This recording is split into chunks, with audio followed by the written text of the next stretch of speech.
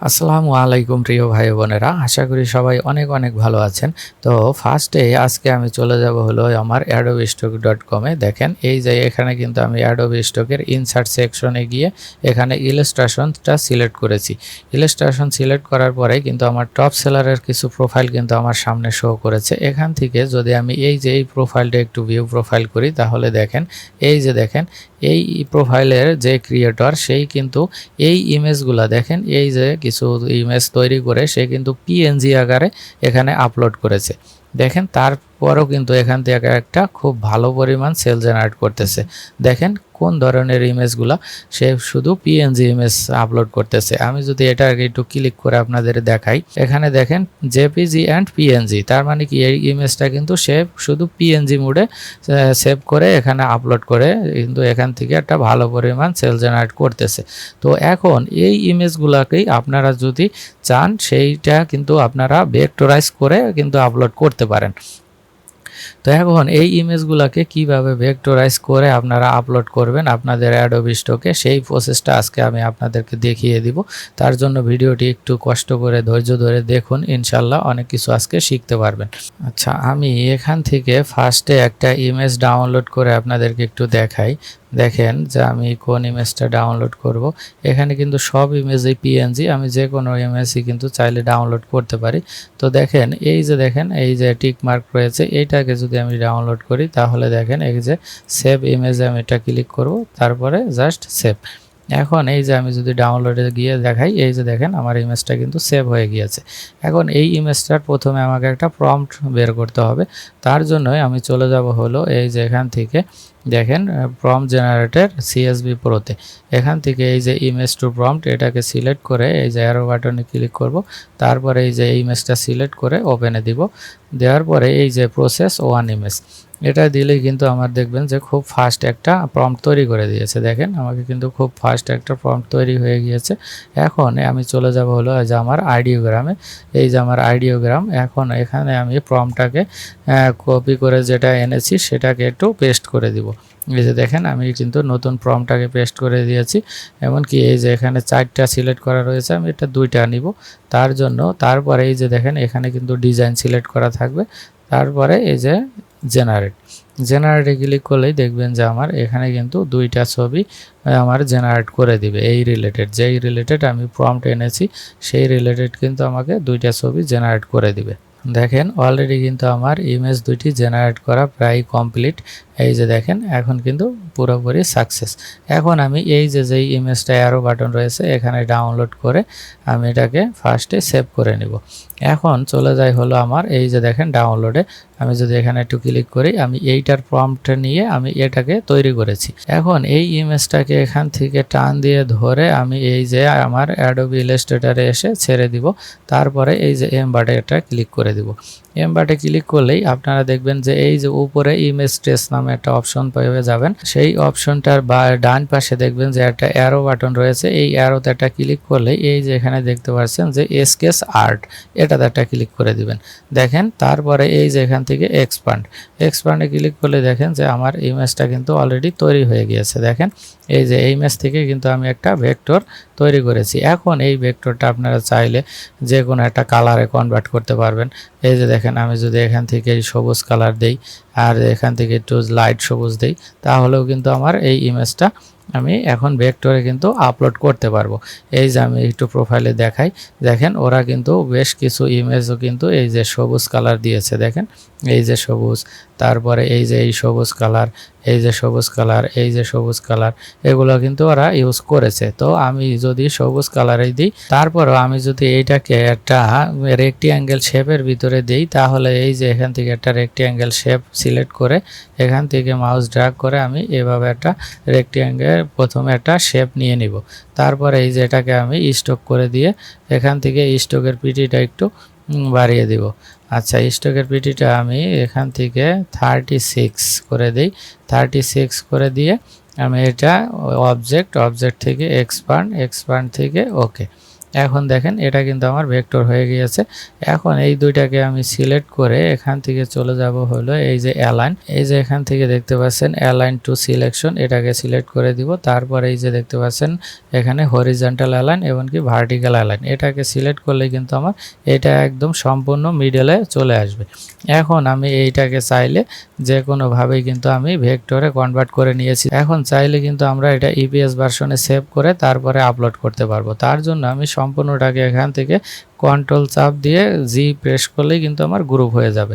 এখন আমি এই যে এখানে থেকে দেখতে পাচ্ছেন নিউ ডকুমেন্ট থেকে আমি কি করব, এখান থেকে জাস্ট এই যে এখান থেকে একটা পিক্সেলের সেভ করে এই যে তারপরে 4000 ইন্টু 4000 পিক্সেলের আমি একটা আর্টবোর্ড নিয়ে জাস্ট ক্রিয়েটে ক্লিক করব।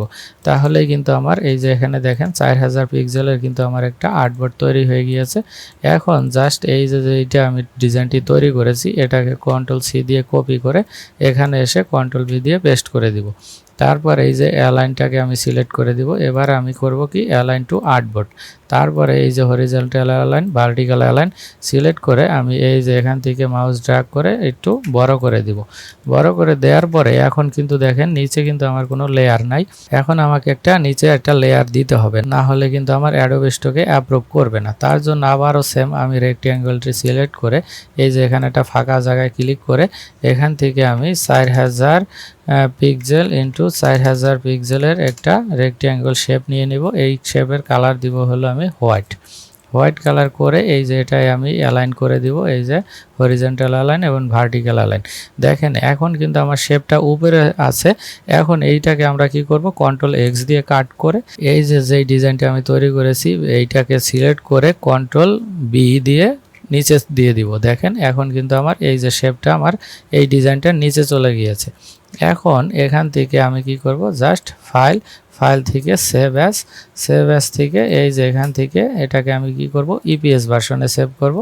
তার জন্য এখানে দেখতে পাচ্ছেন এই যে আমি একটা নাম দিব যে অ্যারো, এটাকে আমি ARRO অ্যারো দিয়ে সেভ করলাম। তারপরে জাস্ট এখান থেকে সেভে ক্লিক করে এই যে দেখতে পাচ্ছেন ইপিএস 2020 ভার্সন রয়েছে, এটাকে আমি করে দিব ইপিএস 10 ভার্সন দিয়ে জাস্ট ওকে, তারপরে ওকে। এখন আমি এই যে এটা কিন্তু আমার সেভ হয়ে গিয়েছে। আমি যদি আপনাদেরকে একটু দেখাই এটা আমার কোথায় সেভ হয়েছে, এই যে এখান থেকে আইকনে গিয়ে এই যে আইকনের ভিতরে এই যে ওয়ান যেটা রয়েছে ওয়ান ফোল্ডার নামে, এই ফোল্ডারটার ভিতরে ঢুকলে এই যে দেখেন অ্যারো নামে কিন্তু আমার একটা সেভ হয়ে গিয়েছে। এখন এই যে এই ফাইলটাকে আমি একটা আলাদা একটা ফোল্ডারের ভিতরে রেখে দিই, তাহলে আমার জন্য একটু সহজ হবে। তার জন্য এখান থেকে কন্ট্রোল এক্স দিয়ে কাট করে আমি কি করব, এই যে এখান থেকে একটা নতুন ফোল্ডার ক্রিয়েট করব হলো এই যে অ্যারো নামে, ARROW অ্যারো নামে একটা সেভ করে এখান থেকে এই ফোল্ডারটা এটার ভিতরে আমি রেখে দিলাম এই ফাইলটা। এখন এই ফাইলটাকে আমার কিন্তু কি করতে হবে, আপলোড দেওয়ার জন্য আমাকে একটু এসইও করে নিতে হবে। সেই এসইও করার জন্য আমি ব্যবহার করব এই যে মেটামাস্টার। তো এই মেটামাস্টার নিয়ে কিন্তু প্রতিনিয়তই আমি আপনাদেরকে ভিডিওতে দেখাই।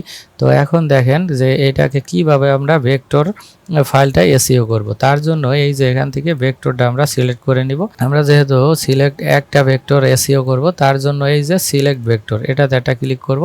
ক্লিক করে এই যে এখান থেকে চলে যাব হলো আইকন ডিজাইনের ভিতরে এই যে টুর ভিতরে এই যে ওয়ানের ভিতরে এই যে অ্যারো, এই অ্যারোর ভিতরে কিন্তু আমি রেখেছি। দেখেন এই যে একটা অ্যারো নামে এই ফোল্ডারটি, অ্যারো নামে এই যে এই ফাইলটি সিলেক্ট করে আমি এখন ওপেনে ক্লিক করলে কিন্তু এই যে দেখেন অ্যারো নামে এই ফাইলটি আমার এখানে চলে এসেছে, পেন্ডিং অবস্থায় রয়েছে।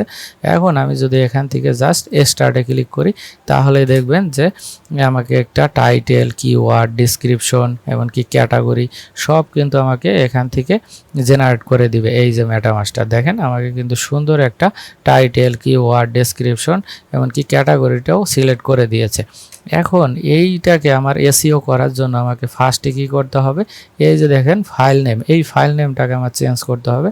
তার জন্য এই যে একটা অপশন দেখতে পাচ্ছেন রিনেম ফাইল, এটার উপরে একটা ক্লিক করে জাস্ট সিলেক্ট ফোল্ডার, তারপরে ওকে। দেখেন আমার ফাইল নেমটা কিন্তু চেঞ্জ হয়ে গিয়েছে।